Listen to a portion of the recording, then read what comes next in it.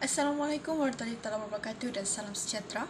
Saya Siti Syafiza binti Rosli, memegang kad Matrix BA 2011-0446.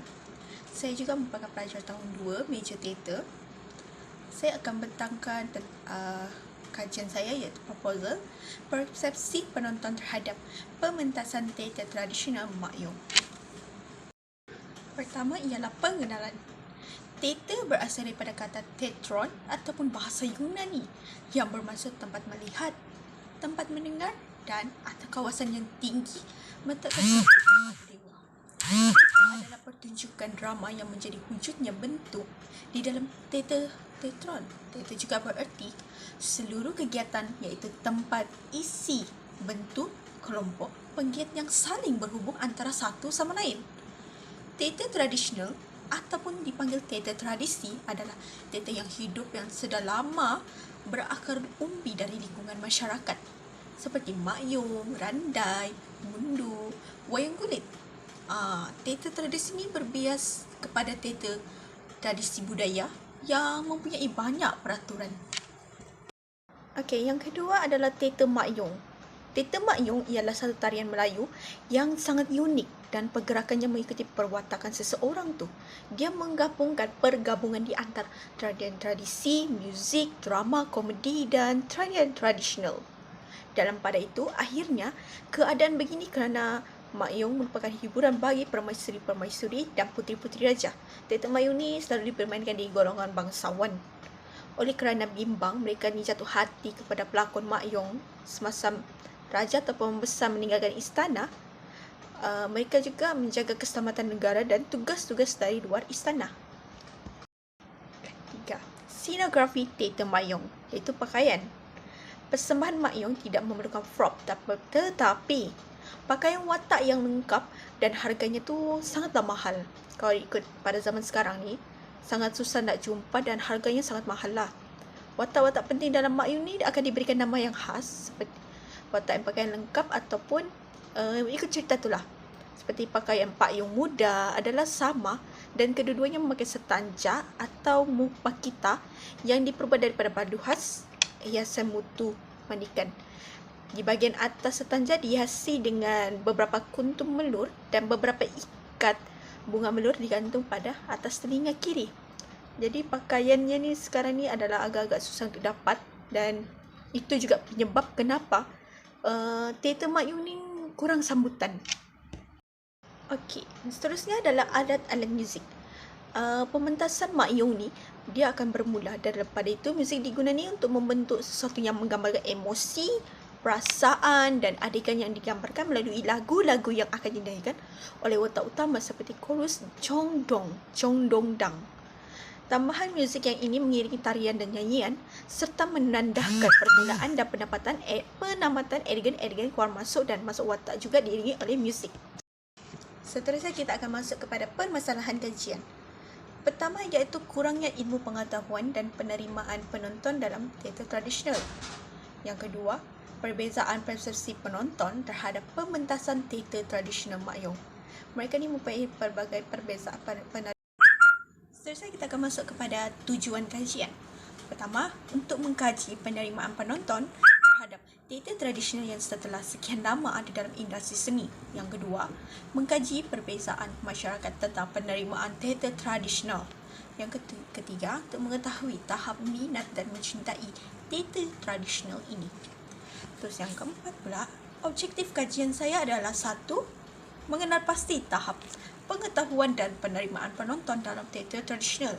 Yang kedua, mengetahui persepsi penonton terhadap pementasan teater tradisional Mak Yong. Yang ketiga, mengetahui tahap kepuasan dan minat terhadap teater tradisional Mak Yong. Objektif dan permasalahan saya ini lebih kurang sama. Sebab daripada objektif, kita tahu apa permasalahan kajian ni. Kenapa saya nak mengkaji kajian teater tradisional Mak Yong?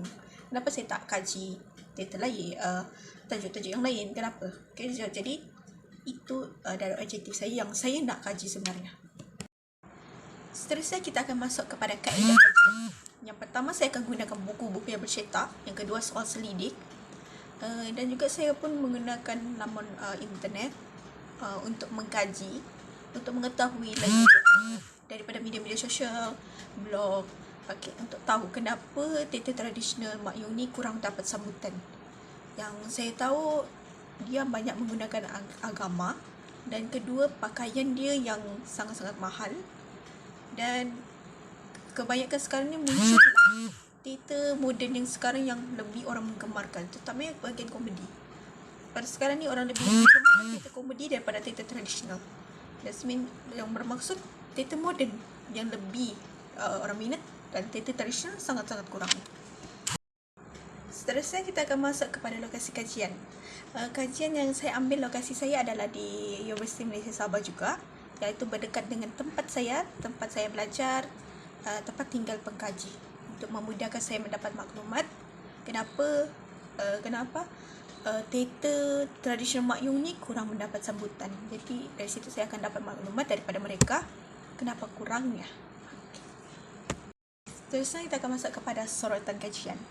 Dalam kajian ni, pengkaji lebih memfokus kepada teater tradisional Mak Yong dan sebelumnya kemunculan teater moden.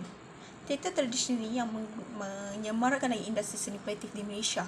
Pada bagaimanapun, teater moden lebih mendapat sambutan berbanding teater tradisional dengan kecanggihan teknologi yang sedia ada, menyebabkan teater tradisional ni semakin berkurang.